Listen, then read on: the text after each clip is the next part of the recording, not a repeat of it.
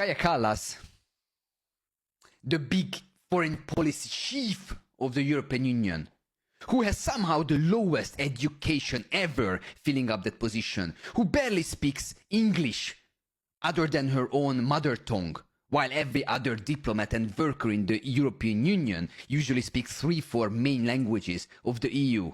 But who cares? She's the boss. And the woman who loves to promote nowadays that how sad her upbringing was and how much she suffered under the Soviet Union rules, how difficult her life was, and she knows what is the best. Trust her decision. She knows how bad that time was. She suffered so much. Yeah.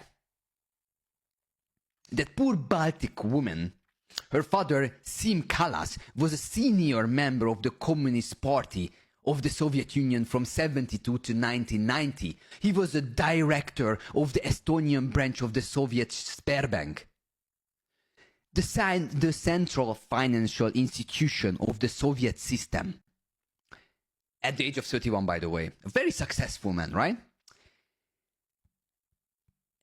And then, even after the collapse of the USSR, he switched without any issues. Like, who cares? He was one of the highest members of the Soviet Union.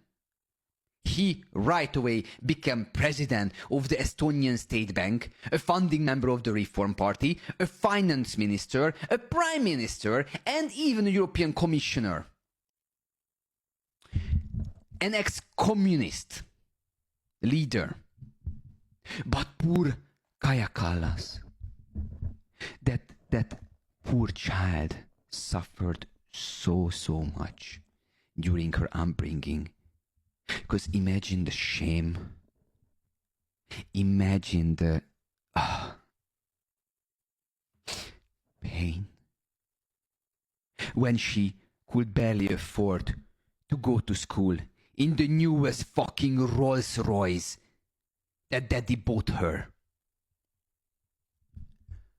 Again, daddy was acing out the political field, let's just say that, at a very, very early age. But poor Kaja Kallas was suffering so much under the Soviet Union rule that right now she tells us that we have to fight no matter what Russia, and we, if needed, have to die for it. That is the chief of the foreign affairs in the EU, next to von der Leyen.